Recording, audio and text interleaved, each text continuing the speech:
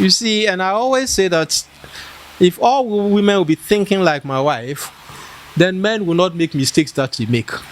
My wife told me, look, you never had opportunity to go to secondary school. There are many people who have gone to Achimota, they've gone to Infante Pim and all those things. How many of them have been to Cambridge? You have been graced by God to come to Cambridge. You will be a role model to people back home. Why do you want to stay here? If you stay here, I will go back with the children. You can live your life in the UK. And I couldn't afford missing my wife. So I had to come back. But I have never regretted coming back, because my coming back opened opportunities for me. There were occasions where people see me and say, hey, and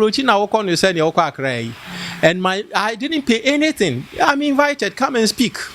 You have your ticket, you go and speak. They put you in a very nice hotel, you give you for per diem, and then you finish, you come back, and you all those, And I have to say that I owe so much gratitude to my late father, my late mother, and especially to the late Mr. Bequin, who was with Ajip, by whose advice I decided to go to teacher training college. And there are many people who have, in a way, through counseling, supported my development. And it is based on this that I reiterate my advice to the young ones, that prepare yourself for the future. Don't follow people just because you've seen someone riding in a Benz. Don't also aim at Benz. Just because you've seen someone holding iPhone, don't also aim at iPhone. If it is, how do we call that one? For that phone, they say it's called that's yam. If it is yam, you will use to help you build the blocks, which will help you secure career and be confident enough, take decisions of yourself. You can own anything. You can own iPhones upon iPhones. Nobody. So prepare yourself. Chin chin so chin chin. Go for chin chin so suffer to gain. Thank you. Okay, so Prof, I wanted to ask that. So growing up, you never thought of being a teacher? Growing up, teaching never came into my desire so far as career was concerned. My dad worked in the Volta region and was at a place called Aplao. And occasionally I was seeing naval people on the sea, and I like the color of their dress, that blue, navy blue color and all those things. So I had always thought of becoming an officer of the Navy.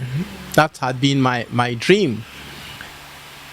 Then secondly, I desired the green, formerly nurses. When you see them, they are necessarily green, and then all those things. And you see the nursing men, they are white. And so I thought, no, then I could also become a nurse. But my dad and my mom will always tell me, Kweku, your dad has not been able to establish himself because his level of education was very low.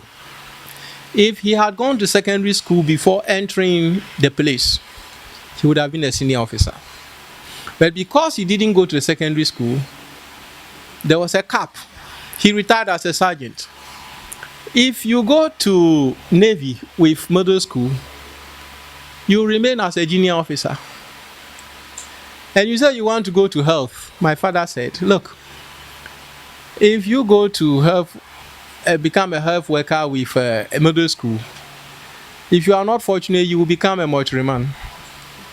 And the furthest you can go will be a chief mortuary. And that actually scared me. So I ruled out the health route. But I was still bent on joining the Navy. I tried several times at Takrady when they said I was very lanky. You should see my picture when I was a student here. I was with the SRC, I was an SRC president. If you see my picture, very lanky, And so, as for teaching, never. But it was when I entered the teacher training college and got a very good, caring principal, the late Apila I made reference to, who took me as a father and encouraged me. And when finally I was able to make my GCE O level without going to secondary school, and then I came to the teacher training, I came to the school to teach, I developed natural love for it. And that is why, yeah, I like also mention those, I started becoming an advocate of teaching to younger people. When I saw people who are in my situation, I just told them, my friends, go to teaching. You will love it. And one thing my father told me, which also worked, was that, look, as for teaching, because you have to study and teach, it will inspire you to do self-teaching. Prof, a lot of people don't really value teaching, especially the youth. They think that maybe if you teach or you are a teacher, you wouldn't get enough money. So what do you say about that? Well, any teaching profession, irrespective of the level, if your intention is to make money, then you don't go into it. I said, if your intention is to make money, you don't go into it. But if your intention is to contribute, I always say that teachers are special people who contribute to the creation agenda of God. In other words, you are contributing to the development of human personality to make that personality useful to him or herself and to the community in which you live. And by that, there are indirect benefits that you enjoy, which when you put value on, will be more than the money that you want to get. Let me tell you one of the benefits I have gotten. There are occasions I'll be traveling.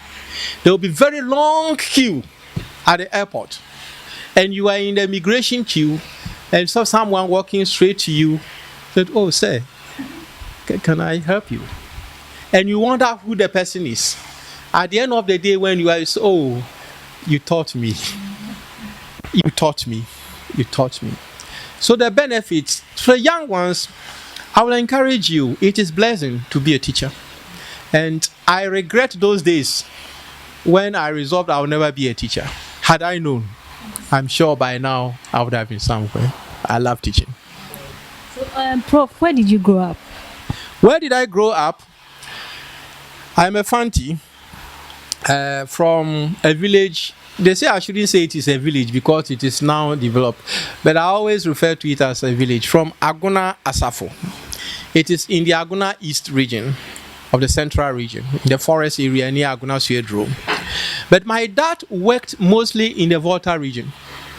So I grew up in the Volta region. I always tell people that anything good in me, 80% of them, I give credit to the Volta region.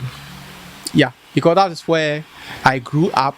I schooled there, so I speak, read, and write Anglo, the Ewe language.